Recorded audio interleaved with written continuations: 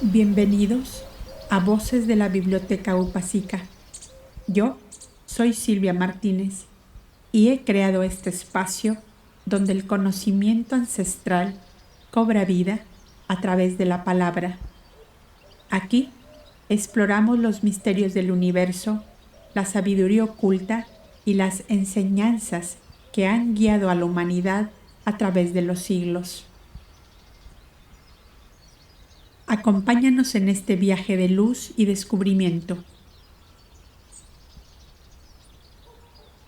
Y suscríbete, activa la campanita y si es de tu interés, te puedes unir como miembro de este canal en donde encontrarás material exclusivo para acompañarte en este viaje de reencuentro contigo mismo.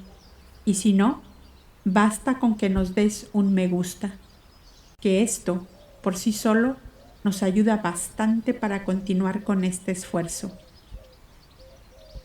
Comenzamos.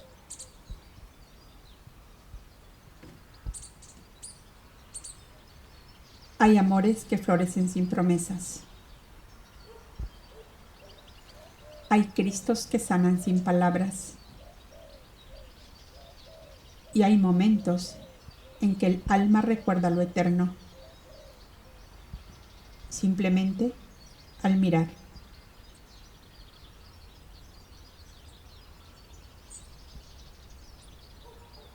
Florecía el amor para Yahshua. Cuando Miriam y Joseph abandonaban el templo, encontraron en el pórtico exterior un grupo de levitas que les esperaban en el sitio más apartado y detrás de una gruesa columna. Entre ellos estaban los dos hijos de Simeón, tío de Elía. Eran un grupo de levitas esenios. El más resuelto de entre ellos se acercó a Joseph y le dijo: «Déjanos besar a tu niño, porque sabemos que es un gran profeta de Dios». Joseph accedió, pero los dulces ojos cargados de temor con que los miró Miriam les llenaron de compasión. «No temas, mujer», les dijo el levita, «que nosotros somos amigos vuestros. ¿No me reconoces, Joseph? Piensa en el anciano sacerdote Nataniel, de la sinagoga de Arimatea, aquel a quien salvaste la vida cuando fue arrastrado por las cabalgaduras desbocadas». Oh, sí», exclamó Joseph. «¿Y eras tú el jovenzuelo enfermo que iba dentro del carro?» «Justamente, era yo». Y los dos, Joseph y José, se abrazaron tiernamente, pues el joven era José de Arimatea, más tarde conocido doctor de la ley. Entonces Miriam abrió su manto y dejó ver al pequeñín quietecito entre sus brazos. Cuando le vio despierto, le tomó en los suyos y estrechándole a su corazón como con indecible ternura le decía: «Yo sé quién eres, Yahshua. Yo sé quién eres, y porque lo sé, te juro por el tabernáculo de Jehová que seré tu escudo de defensa hasta la última gota de sangre». «Juradlo también vosotros», suplicó a sus compañeros, presentándoles el niño para que lo besaran. «Lo juramos», iban diciendo los levitas mientras besaban las rosadas mejillas del niñito de Miriam. El último que se acercó era un hermoso y esbelto joven, cuyos ojos oscuros llenos de tristeza le hacían interesante a primera vista. Tomó el niñito en brazos y le dijo con solemne acento: «Si eres el que eres, sálvame, porque me veo perdido». Todos le miraron con asombro, casi con estupor.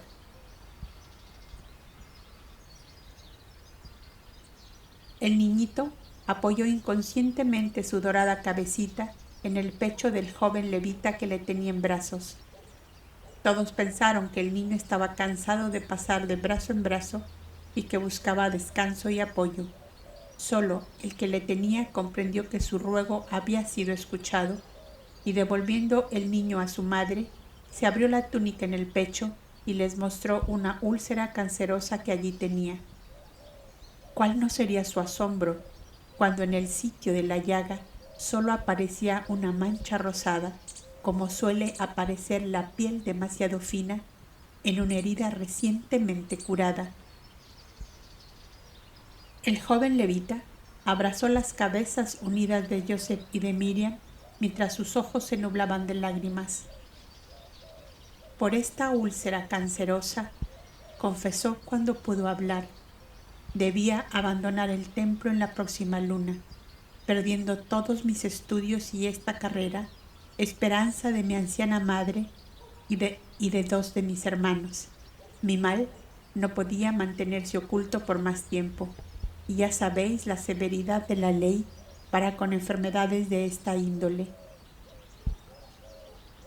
Este es el milagro número 3, certificó José de Arimatea, y hay que anunciarlo al tribunal del templo. No lo hagáis, por piedad de mi hijo y de mí, no lo hagáis, exclamó Miriam llena de angustia. Los terapeutas peregrinos nos han mandado callar cuanto ha sucedido antes del nacimiento de este niño. Callad por piedad también vosotros, porque es consejo de sabios.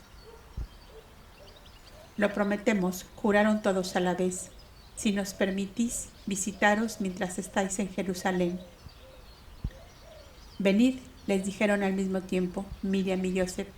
Somos huéspedes de nuestra parienta Lía y de su tío Simeón, padre de estos dos, indicaron, señalando a los levitas Osni y Geser. El joven de la úlcera en el pecho era de familia pudiente y entregó a Miriam un bolsillo de seda púrpura con monedas de oro. Miriam se negó a recibirlo diciendo, somos felices con nuestra modesta posición, no necesitamos más. Tomadlo, haced el favor. Es la ofrenda de oro puro que hacemos los 21 levitas esenios al Dios hecho hombre, como base para su apostolado futuro. Mas, si antes de que él sea mayor lo necesitáis, usadlo sin temor. Hay 7 monedas por cada levita de los 21 que somos. Queremos ser nosotros los primeros cimientos del santuario que ha de fundar. Si es así, asintió Joseph, lo tomamos para tenerlo como un depósito sagrado hasta que el niño sea mayor.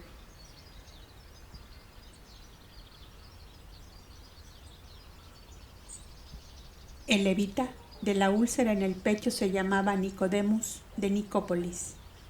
La tradición ha conservado su nombre juntamente con el de José de Arimatea, por el solo hecho de que pidieron al gobernador Pilatos el cadáver de Cristo. Pero antes de esta tremenda hora trágica, muchas veces hemos de encontrarnos con ellos como con otros muchos, cuya actuación quedó perdida entre el polvo de los siglos debido al conciso relato evangélico y al secuestro que desde el siglo III se hizo de todos los relatos, crónicas y narraciones escritas por discípulos y amigos del Verbo encarnado. Miriam y Joseph regresaron a casa de Lía en la primera hora de la tarde. Alabado sea Jehová, que hemos terminado con las prescripciones de la ley. Estoy ansiosa por encerrarme en casa y no asomar más por donde andan las gentes. Suspiró Miriam, dejándose caer con muestras de gran fatiga sobre un banco junto al hogar. ¿Por qué, Miriam, hablas así? ¿Recibiste daño alguno en el templo? Preguntó Lía algo alarmada. No, daño ninguno, pero susto y espanto sí. ¿Puedo saber? Los terapeutas peregrinos no se cansaban de recomendarnos silencio, secreto y discreción, pero es el caso que a todas partes que vamos se va divulgando este secreto que pronto no lo será para nadie, y temo tanto por mi hijo. Miriam refirió lo que había ocurrido en el templo desde que llegaron hasta que salieron. Era en verdad El relato de Miriam, fiel y exacto de los acontecimientos ocurridos en el plano físico, percibidos y palpados por los sentidos corporales, pero el aspecto esotérico real, desde el punto de vista en que vamos analizando todas las cuestiones, tenía otros relieves más definidos, otros alcances muchos más y más sublimes. Las 5 inteligencias superiores que apadrinaban a Yahshua en su última encarnación mesiánica habían descendido junto con él a la esfera astral del planeta Tierra, con la investidura etérea usada por los cirios de piedad. Llámanse así ciertos espíritus de gran adelanto que voluntariamente quedan en esos planos para ayudar en determinadas obras, a las cuales consagraron de tiempo atrás sus actividades, y ya se comprenderá que durante la infancia del Cristo debían prestar gran atención a despertar las conciencias de la humanidad a la cual él se acercaba. Tanto debían observar el campo escenio como el levítico y sacerdotal para preparar a Yahshua el escenario más conveniente a la victoria final de su obra. El poderoso pensamiento y voluntad de estas superiores inteligencias, puestas en la corriente afín y simpática de los sacerdotes esenios, que actuaban en el templo a la entrada del Cristo Niño bajo sus naves, fueron los verdaderos operadores de los fenómenos supranormales que todos pudieron observar en los momentos de la presentación del Cristo Niño a la divinidad. Entre las innumerables fuerzas del universo que desconocen por completo la mayoría de los encarnados en el planeta Tierra, está la llamada onda simpática o corriente simpática, fuerza formidable que cuando se consigue unificarla a la perfección, ella sola puede derrumbar montañas, murallas, ciudades, puentes y templos, por fuertes y bien cimentados que ellos sean. ¿Saben, acaso, los hombres qué fuerzas actuaron en el abrirse de una cordillera atlante, provocando la primera invasión de las aguas sobre ese continente?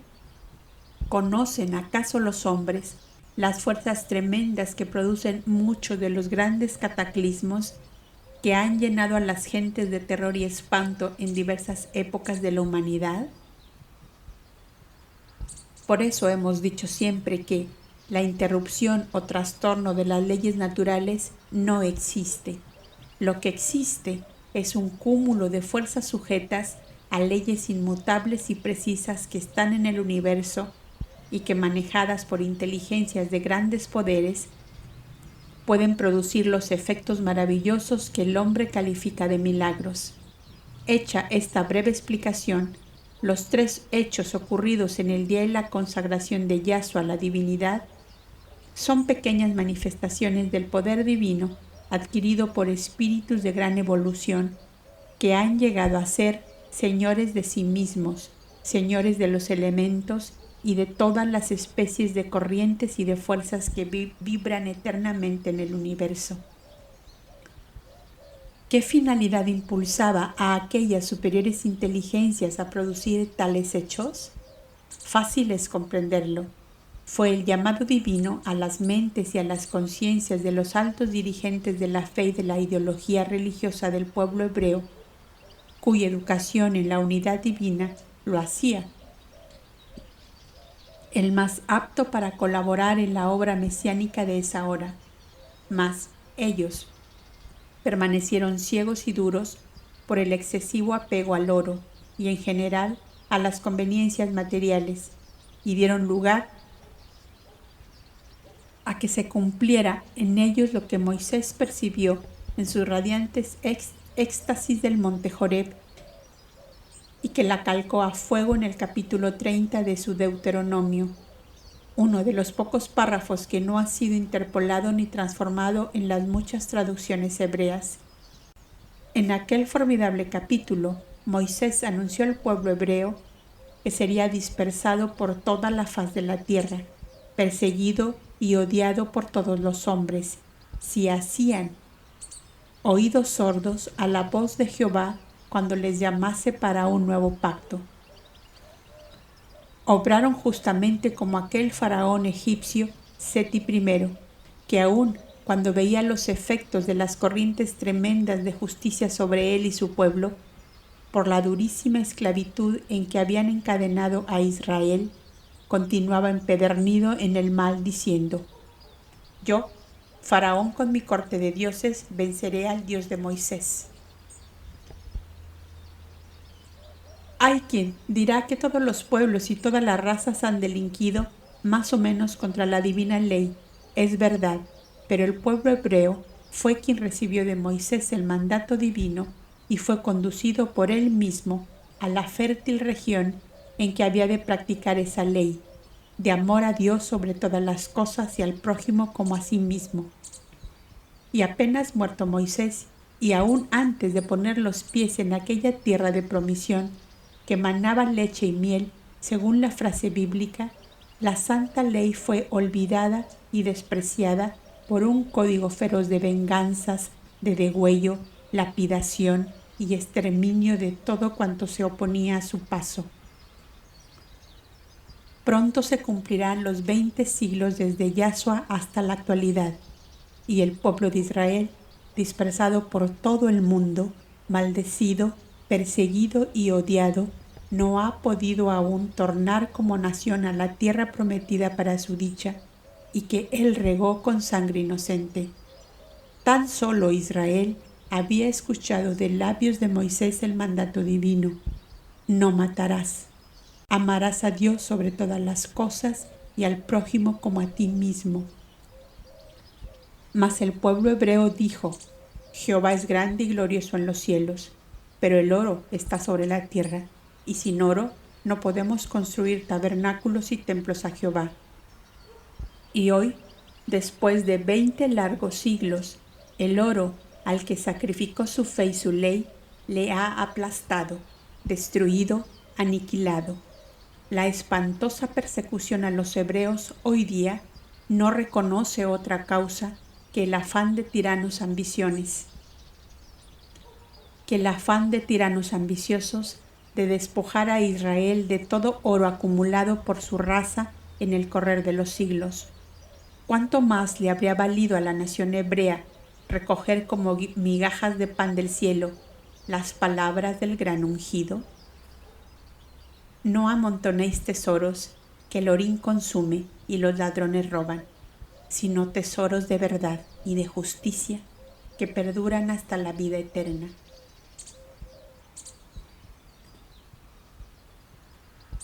Habiendo dejado explicada claramente y lógicamente la parte esotérica de lo ocurrido en la presentación de Yahshua a la divinidad, continuamos nuestra narración. A pocos días de lo ocurrido, Simeón de Betel, el sacerdote esenio que consagró a Yahshua, se presentó en la casa de Elía, acompañado de 3 levitas: José de Arimatea, Nicodemos de Nicópolis y Rubén de Engedi. Otro de los del grupo aquel que esperaron al divino niño a la salida del templo y presenciaron la curación de Nicodemos.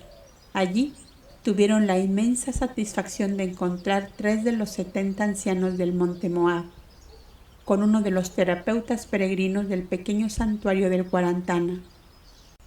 Todos ellos vestidos de peregrinos de oscuro ropaje, tal como usaban aquellos en todas sus excursiones al exterior. En esta hermosa y tierna confraternidad de seres pertenecientes todos a la alianza del Cristo encarnado, se manifestaron naturalmente nuevas y más íntimas alianzas, porque, a la claridad radiante del que traía toda la luz a la tierra, las almas se encontraron sin buscarse, se amaron y se siguieron para toda la vida. Los 3 jóvenes levitas, José de Arimatea, Nicodemos de Nicópolis y Rubén de Engedi, encontraron sus almas compañeras en las 3 hijas de Elía. José miró a Susana, la sensitiva, la que meditaba siempre buscando el fondo de todas las cosas, y ella bajó los ojos a su telar en que tejía lino blanco, pero aquella mirada de alma a alma hizo descubrirse a entrambos, y se amaron como necesariamente deben amarse los que desde antes de nacer a la vida física se habían ofrecido en solemne pacto el uno al otro. Ana, la segunda, se acercó a Nicodemus, el de los ojos profundos, a ofrecerle el hebrillo de agua perfumada para lavarse las manos antes de tomar la refección de la tarde, según la costumbre, y los rostros de ambos se encontraron unidos en el agua cristalina en el preciso momento en que el levita iba a sumergir sus dedos en ella. Lástima romper el encanto de las dos frentes unidas, exclamó él, mirando a los ojos de ella, que toda ruborizada estuvo a punto de soltar el recipiente lleno de agua. Nicodemus lo notó y se lavó de inmediato, aceptando el blanco paño de enjugarse que pendía del hombro de la joven. Él tomó el hebrillo y dijo a Ana: «Decidme si tenéis una planta de mirto para vaciar esta agua en su raíz». «¿Por qué eso?», preguntó tímidamente la jovencita. «Porque el mirto hará que se mantenga en nuestra retina el encanto de las frentes unidas en el agua». Y siguió a Ana, que le llevó a pocos pasos de la puerta que del gran comedor daba al jardín. Un frondoso mirto, cuyas menudas hojitas parecían susurrar canciones de amor, recibió todo el agua del hebrillo que le arrojó Nicodemus. «Mirto, planta buena, criatura de Dios», exclamó el joven, «sea o no verdad que mantienes toda la vida el encanto de las uniones de amor, Ana y yo te rogaremos siempre, Ana y yo te rogaremos siempre, si cantas para nosotros algunos de tus poemas inmortales». «¿Es cierto, Ana?». «Sí, es cierto», contestó ella ruborizada. Fue toda la declaración de amor recíproco entre Ana y Nicodemus. Al atardecer de aquel día, junto al mirto frondoso del huerto de Elía, Nicodemus tornó al cenáculo y Ana se metió presurosamente en su alcoba. Se oprimió el corazón que parecía saltarse de su pecho y murmuró en voz muy queda: «Señor, Señor, ¿por qué fui a enseñarle dónde estaba el mirto?». Oyó que su madre la llamaba y acudió a ayudar a sus hermanas a disponer la mesa. Observó que Rubén, el más joven de los tres, bebía un vaso de jugo de cerezas que le ofrecía Verónica, después de haberlo ofrecido también a los ancianos y demás familiares. «¿Cómo te llamas?», le preguntó él. «Verónica, para serviros», repuso con gracia. «Hermoso nombre. Paréceme que somos los más pequeños de esta reunión, y si me lo permites, te ayudaré a servir los comensales». «Como gustes, pero no sé si mi madre lo permitirá», advirtió ella. «Yo lo permito todo, hija mía. En este día, sin cuenta del divino niño de Miriam, ¿qué queríais?», preguntó gozosa Lía, dando los últimos toques a la mesa del festín. «Pedía yo a Verónica ayudarla a servir los comensales», dijo Rubén. «Muy bien, comenzad pues», consintió Lía, pasando al interior del aposento. «Antes, en señal de eterna amistad, bebamos juntos este licor de cerezas. Los persas consagran así sus amistades. Aunque nosotros no somos persas, bebamos juntos si te place». Y la hermosa adolescente mojó apenas sus labios con la copa de Rubén. «Pero, ¿estos jovenzuelos celebran esponsales?», exclamó Miriam, entrando en el comedor con su niño en brazos y mirando a las tres jóvenes que, sin buscarlo, estaban cerca de los tres levitas. La sensibilidad de Miriam había sin duda percibido la onda de amor que de su niño surgía, y a su niño tornaba después de producir suavísimas y sutiles vibraciones en las almas preparadas de los 3 levitas y de sus 3 elegidas. Las jovencitas se ruborizaron al oír las palabras de Miriam y los 3 muchachos sonreían radiantes de felicidad. Y el anciano Simeón, tío de Lía, con la sonrisa peculiar de los viejos cuando ven reflejarse en los jóvenes su lejano pasado, decía: el pícaro amor es como el ruiseñor que canta escondido. ¿Qué sabemos nosotros si hay en nuestro huerto algún nidal oculto? Elige en la juventud la compañera de toda tu vida y que su amor sea la vid que sombre tu puerta hasta la 3ª generación, dice nuestra ley. Recordó con solemnidad uno de los 3 ancianos de Moab. ¿Será acaso que sin pretenderlo y sin sospecharlo siquiera, traje yo 3 tórtolos que tenían aquí sus compañeras? Preguntó Simeón de Betel el sacerdote. Cuando el esposo está cerca, las flores se visten sus ropajes de pétalos, los pajarillos cantan y las almas se encuentran. Cantó en sus poemas proféticos nuestro padre Esén. He aquí que estando bajo este techo el ungido del amor, que es el esposo de todas las almas, ¿qué otra cosa puede suceder sino que el amor resplandezca como una floración de estrellas bajadas sobre este huerto?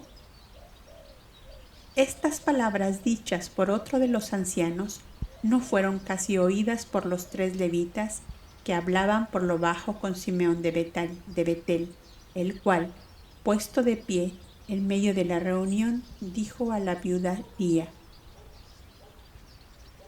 estos 3 jóvenes levitas acaban de autorizarme para que pida la mano de tus 3 hijas como esposas suyas: Susana para José de Arimatea, Ana para Nicodemus de Nicópolis y Verónica para Rubén de Engedi. Nuestro niño trae fiesta de amor a todos los corazones, confesó Joseph a Miriam, sentados en una de las cabeceras de la mesa. Pero yo no esperaba esta sorpresa, declaró Lía alternativamente a sus 3 hijas. ¿Sabías vosotras algo? No, madre, no, contestaron las muchachas, que parecían 3 rosas encarnadas. El Cristo niño es responsable de todo, exclamó el tercer anciano, que aún no había hablado. ¿No sabemos acaso que él viene a traer fuego de amor a la tierra? Pues dejad que la llamarada se levante y consuma toda la escoria. Bien, bien, añadió Lía. Entonces esta sencilla comida es una celebración de esponsales. Que Jehová os bendiga, hijos míos, si hacéis con esto su santa voluntad. El mayor de los 3 ancianos bendijo el pan y lo partió entre todos. Ocupó con sus 2 compañeros la otra cabecera de la mesa, mientras las 3 parejas de jóvenes, Lía, su tío y los demás esenios, ocupaban los costados laterales. Somos 15 personas, exclamó el tío Simeón, que los había contado. Somos 16, tío, rectificó Miriam, poniendo su niñito como una flor de rosa y nácar sobre la mesa. Cierto, cierto, bendito sea, que presida la mesa. Todas estas exclamaciones surgieron al mismo tiempo de todos los labios. La presidirá muchas veces cuando nosotros tengamos hebras de plata en nuestras cabezas, vaticinó Susana, con su mirada perdida como en un lejano horizonte. Sigue, niña, diciendo lo que ves, díjole el mayor de los ancianos de Moab, que estaba dándose cuenta del estado espiritual de la joven. Veo a un gran profeta que preside una comida de bodas donde Miriam está a su lado. Le veo en el lujoso cenáculo de un ilustre personaje y que una desconsolada mujer rubia unge los pies del profeta con finas esencias y los seca con sus cabellos. Le veo presidiendo una cena a la luz de una lámpara de 13 cirios, después de la cual el profeta lava y seca los pies de sus discípulos. Yo sé que esta cena es de despedida, porque él va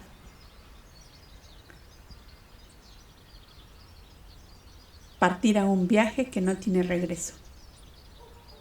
No, no, no, eso no, exclamó como en un grito de angustia Miriam, levantando su niño y guardándolo bajo su manto. Basta ya, niña, de las visiones. Jehová te bendiga. Y tú, Miriam, nada temas, que tu hijo envuelto en la voluntad divina, como en una fuerte coraza, nada le sucederá, sino lo que él mismo quiera para sí. Es Señor de todo cuanto existe sobre la tierra, y todo obedecerá su mandato, y justamente allí estará el mérito de su victoria final. Estas palabras las pronunció el más anciano de los 3 esenios de Moab.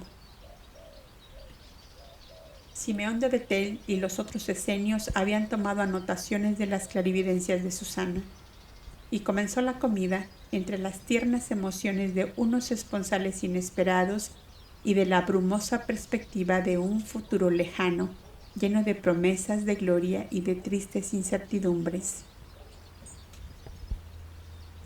Cuando terminaba ya la cena, dijo el mayor de los ancianos: sabemos que por los caminos del oriente avanzan lentamente 3 viajeros ilustres por su sabiduría y por sus obras, que vienen mandados por 3 fraternidades ocultas como la nuestra, para rendir homenaje al Cristo hombre, cuyo advenimiento les anunciaron los astros.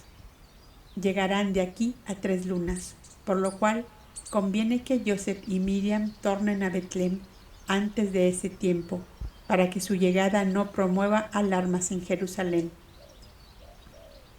Hay quien vigila en los cielos y en la tierra, más bueno es obrar con prudencia y cautela. Bendecid, gran servidor, pidió Lía, el amor de estos hijos, si es voluntad de Jehová que sean unidos.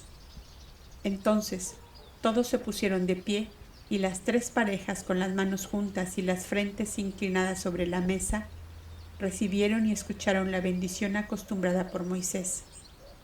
Sed benditos en nombre de Jehová, en los frutos de vuestro amor y en los frutos de vuestra tierra, en los frutos de vuestros ganados y en las aguas que fecunden vuestras simientes, en el sol que les dé energía y en el aire que lleva su polen a todos vuestros dominios, como pan, miel, aceite y vino, sea todo para vosotros, si cumplís la voluntad del Altísimo. Así sea, contestaron todos.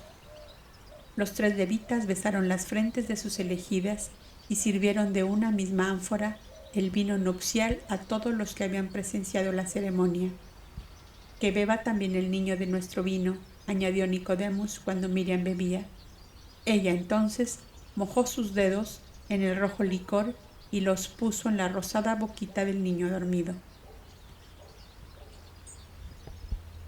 Así terminó aquella inesperada fiesta de esponsales que fue en verdad una tierna comunión de almas enlazadas desde siglos por fuertes vínculos espirituales. Era una antigua costumbre que, por lo menos, pasaran 7 lunas en el servicio del templo las doncellas que eran prometidas para esposas de los levitas. Estos pidieron a Lía que internara sus hijas por ese tiempo. A la madre le apenaba apartarse así de sus 3 hijas a la vez, y por tanto tiempo, en vista de lo cual los sacerdotes esenios pensaron que había una excepción acordada también por la costumbre y la tradición. Consistía en que las 7 lunas podían reducirse a 3 cuando las doncellas novias habían estado consagradas dentro del hogar paterno a servir también al templo. En el tejido de lino y de la púrpura, en los recamados de oro y pedrería para los ornamentos del culto. Y este caso era el de las hijas de Lía, cuyo hogar, a la sombra del tío Simeón, era uno de los más respetables hogares de Jerusalén, dentro de su modesta y mediana posición. Y así acordaron que cada una de las 3 se internara por turnos para no dejar sola a la madre. Joseph y Miriam tornaron pocos días después a la casa del Cana en Betlén, para esperar allí la llegada de los 3 personajes que ya venían del lejano oriente, según el aviso de los ancianos de Moab, y también para esperar a que el niño y la madre se encontrasen en estado de viajar hacia la provincia de Galilea. apremiado por las necesidades relativas a su taller de carpintería y de los hijos de su primera esposa, Joseph realizó un viaje solo a Nazaret, dejando a Miriam y al niño recomendados a sus parientes Sara y Elcana. Además, los amigos Alfeo, Josías y Eleazar eran diarios visitantes al dichoso hogar, que por cerca de un año albergó bajo su techo al Cristo hombre en su primera infancia. Estas humildes familias de pastores y de artesanos fueron testigos oculares de las grandes manifestaciones espirituales que se desbordaban sobre el plano físico en torno al niño mientras dormía y que cesaban cuando él estaba despierto. ¿Qué fenómeno será este? Un día lo presenciaron también 2 peregrinos terapeutas que bajaron del Monte Cuarantana, y ellos les dieron la explicación. El sublime espíritu de luz encerrado en el vaso de barro de su materia se lanzaba al espacio infinito, así que el sueño físico cerraba sus ojos, y para retenerlo en la propia atmósfera terrestre, las 5 inteligencias superiores que le apadrinaban formaban un verdadero oleaje de luz, de amor, de paz infinita en la casita del Cana y sus inmediaciones, emitiendo rayos benéficos de armonía, de dulzura, de benevolencia, hasta las más apartadas regiones del país, lo cual produjo una verdadera época de bendición, de abundancia y de prosperidad en todas partes. Las gentes ignorantes de lo que ocurría, por más que estuvieran desbordantes de conocimientos humanos, lo atribuían todo a causas también humanas. Los gobernadores se alababan a sí mismos por la buena administración de los tesoros públicos, los mercaderes al tino y habilidad con que manejaban el comercio, los ganaderos y labradores a su laboriosidad y acierto en la realización de todos sus trabajos. Solo los esenios, silenciosos e infatigables obreros del pensamiento y estudiantes de la divina sabiduría, estaban en el secreto de la causa de todo aquel florecimiento de bienestar y prosperidad sobre el país de Israel.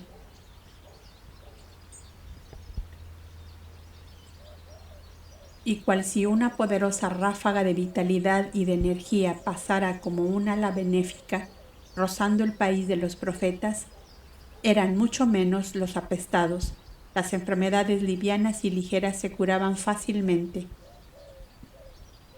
Muchos facinerosos y agentes de mal vivir se ocultaban en los parajes agrestes de las montañas. Se habían llamado a sosiego debido a que un capitán de bandidos de nombre Dimas se había encontrado con Joseph, Miriam y el niño cuando regresaban a Betlén.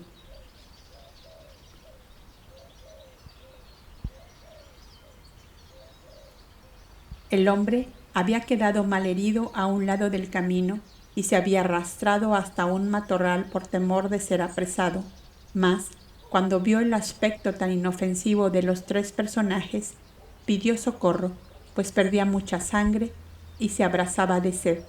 Tenía una herida de jabalina en el hombro izquierdo. Miriam iba a dejar a su niño sobre el musgo del camino para ayudar a Joseph a vendar al herido, mas él le dijo: «Soy un mal hombre que he quitado la vida a muchas personas, pero os prometo por vuestro niño que no mataré a nadie más jamás. Dádmelo, que yo lo tendré sobre mis rodillas hasta que me curéis». Miriam, sin temor ninguno, dejó su niño dormido sobre las rodillas del bandido herido. Mientras preparaban vendas e hilas de un pañal del niño, vieron que aquel hombre se doblaba a besar sus manecitas, mientras gruesas lágrimas corrían por su rostro hermoso, pero curtido de vivir siempre a la intemperie.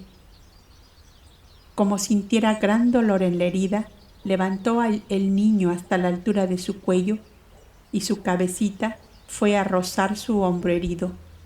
Lo hizo, sin duda, inconscientemente, pero apenas hecho, gritó con fuerza: «No me duele ya más. El niño me ha curado. Debe ser algún dios en destierro o vosotros sois magos de la Persia». «Buen hombre», díjole Joseph, Si nuestro niño te ha curado, será por la promesa que has hecho de no matar a nadie. Déjanos, pues, vendarte y que sigamos nuestro viaje. El asombro de ellos fue grande cuando al abrir las ropas de Dimas vieron que la herida estaba cerrada y solo aparecía una línea más rojiza que el resto de la piel. Joseph y Miriam se miraron, después miraron a Dimas, que de rodillas con el niño en brazos lo besaba y lloraba a grandes sollozos. ¿Qué Dios benéfico eres?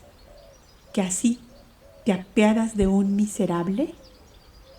Le preguntaba al niño, que continuaba sumergido en el más dulce sueño, mientras las fuerzas y corrientes emanadas de su propio espíritu, desprendido de la materia, obraba poderosamente sobre el alma y el cuerpo de aquel hombre. Por fin lo entregó a su madre, y levantándose se empeñó en acompañarles hasta Betlén, después que ellos le dieron palabra de no denunciarle a la justicia. Si Dios ha tenido piedad de ti, nosotros que somos servidores suyos, no haremos lo contrario. Dimas tomó la brida del asno donde iba montada Miriam y el niño, y le fue tirando del cabestro hasta llegar a la ciudad. Ya casi anochecía, y Joseph dijo a Dimas: «No es justo que te vayas sin comer. Entra con nosotros a esta casa de nuestros parientes, donde nada tienes que temer. Dadme más bien pan y queso, y yo seguiré a los montes de Betsura, donde me esperan mis hombres». Joseph y Elcana entregaron a Dimas un pequeño saco de provisiones y le dejaron partir. Aquel hombre no tenía más que 19 años y representaba 30. Su bronceada fisonomía casi cubierta por una espesa barba y desgreñados cabellos. Un poderoso señor de la ciudad de Jope había asesinado a su padre y su madre para robar a su hermana, a la cual había precipitado en la deshonra y en la mayor miseria en que puede hundirse una mujer en su florida juventud. Tal hecho había empujado a Dimas al abismo de abandono y de crimen en que se hallaba sumido. Elcana y Joseph tuvieron la solicitud de sacar al huésped sus ropas manchadas de sangre y le dieron una casaca, morral y calzas de las usadas comúnmente por los pastores. Y a esta circunstancia se debió que no lo reconocieron los pesquisantes que desde Rama le venían siguiendo. Aunque aquel joven cumplió su palabra sobre el santo niño de no matar a nadie jamás, pasó el resto de su vida prófugo por los montes más áridos y escabrosos, porque, al frente de una docena de hombres, había quitado los bienes y la vida a casi todos los miembros de la familia de aquel poderoso señor, causante de su desgracia. Un hecho en la vida de un hombre marca rutas a veces para todo el resto de sus días, por largos y numerosos que sean. Joseph y Miriam, alrededor del fuego hogareño del Cana, referían con minuciosos detalles cuánto les había ocurrido en la ciudad de los reyes y los profetas. En la casita humilde del tejedor, donde se reunían a diario los 3 esenios que conocemos, comenzó a elaborarse la dorada filigrana de la vida extraordinaria del Cristo hombre, desde sus primeros pasos por el plano físico terrestre.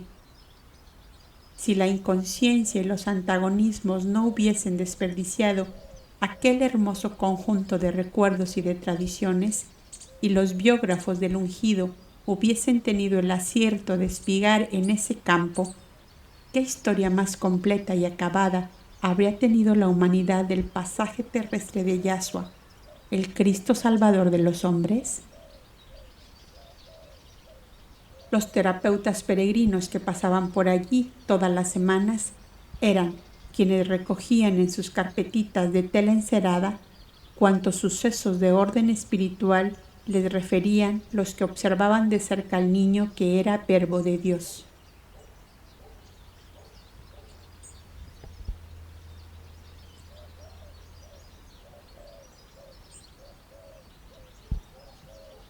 ¿Estás dispuesto a ser esa flor silenciosa? que, al brotar en amor, transforma el alma de quienes te rodean?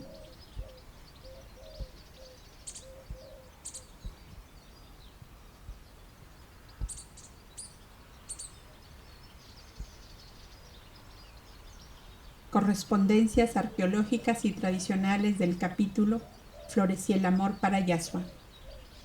Este capítulo conecta con los antiguos relatos de los bodhisattvas ocultos, los hijos del sol, que sanaban solo con su vibración, sin palabras, sin ritos, sin doctrina, solo con presencia.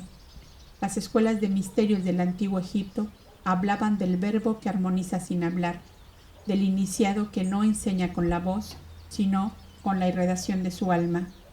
También encontramos resonancias en los códices precolombinos, donde se menciona a los niños de luz, seres cuya sola mirada restauraba la armonía entre los pueblos, como si la pureza interna fuera suficiente para despertar la memoria sagrada del mundo.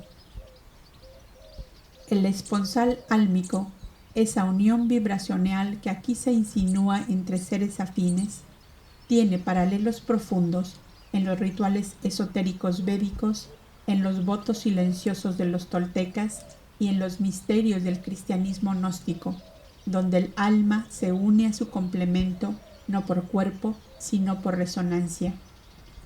Este capítulo no solo narra una historia, es un testimonio del poder silencioso del amor crístico cuando florece desde dentro.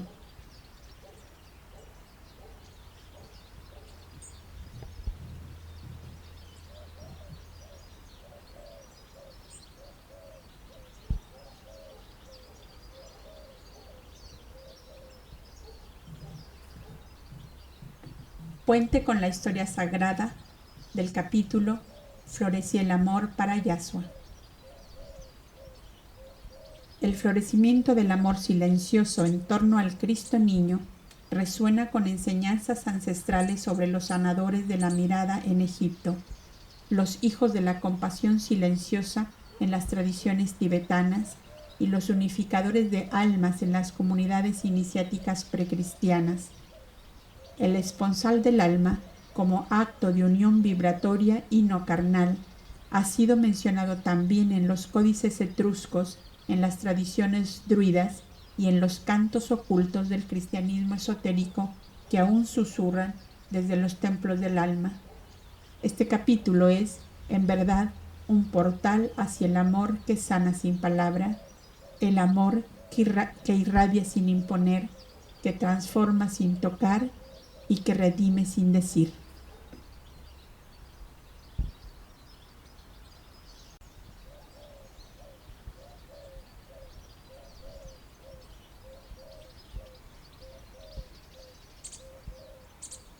Y como nos recordaba Madame Blavatsky con su voz firme y luminosa, la mentira baja estrepitosamente por un plano inclinado, mientras la verdad sube penosamente cuesta arriba.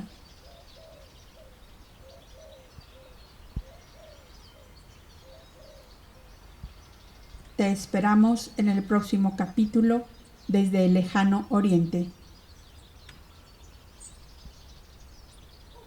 Gracias por acompañarnos en este episodio de Voces de la Biblioteca Upasika. Que estas palabras resuenen en tu interior y te inspiren en tu propio camino de búsqueda y despertar. Y no nos vamos ya, porque queremos recordarte que te suscribas, actives la campanita y que nos des un me gusta.